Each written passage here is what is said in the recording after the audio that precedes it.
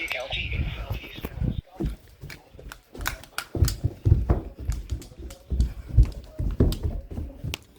At 5:10 p.m., a severe thunderstorm was located over northwestern Milwaukee, moving east at 25 miles an hour. Hazard, 60 miles an hour wind gusts. Source, law enforcement. Trees have been reported down in Menominee Falls. Impact, expects damage to roofs, siding, and trees.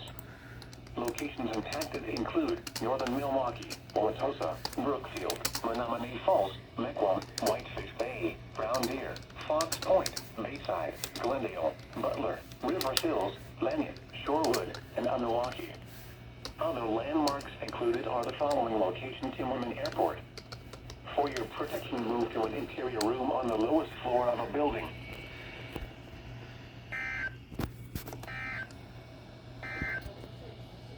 This is the